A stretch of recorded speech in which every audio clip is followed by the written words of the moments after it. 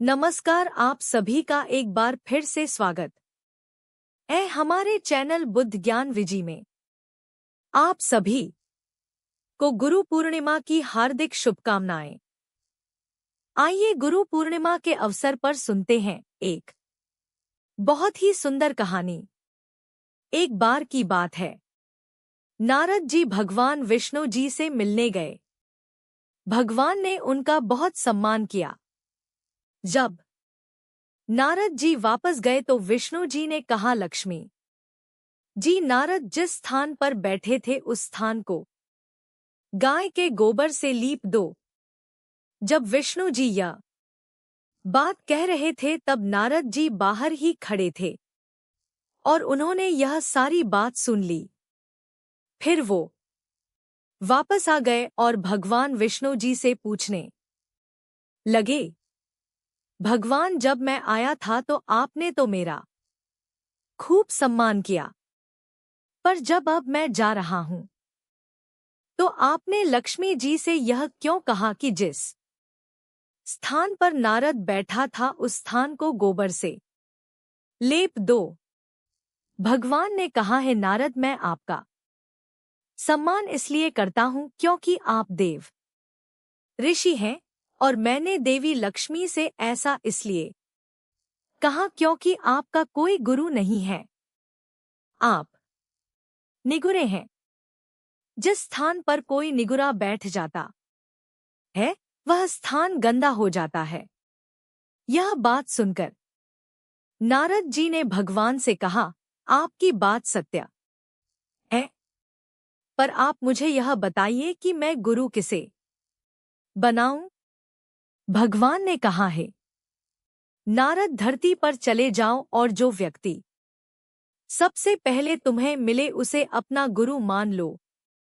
नारद जी ने प्रणाम किया और वहां से वह चल दिए।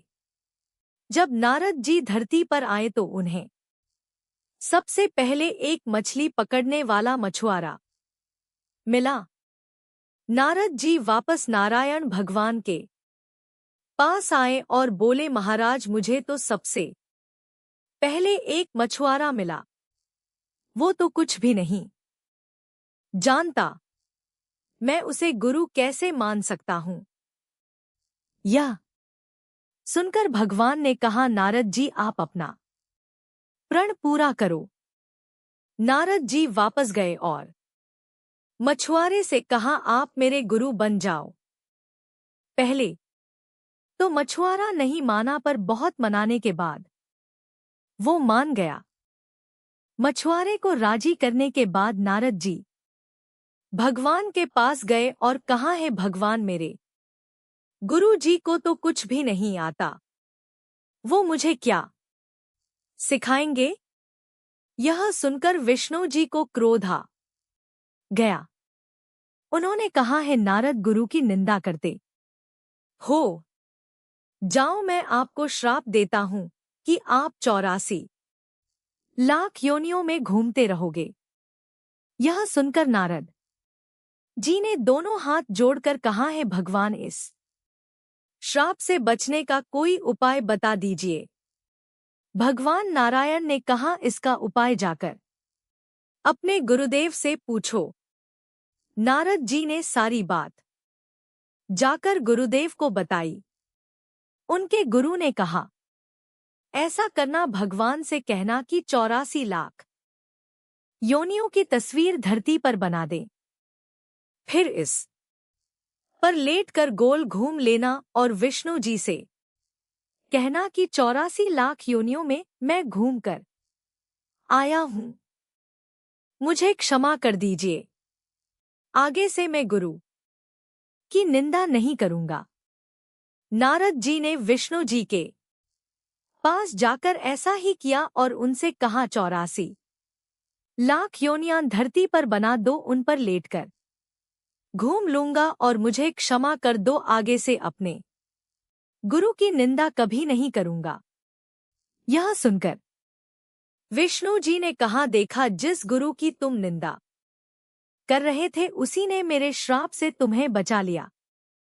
नारद जी, गुरु की महिमा अपरंपार है। गुरु गूंगे, गुरु बावरे, गुरु के रहिए दास। गुरु जो भेजे नरक को, स्वर्ग की रखिए आस। गुरु चाहे गूंगा हो या बावरा हो, गुरु का हमेशा दास बनके रहना चाहिए।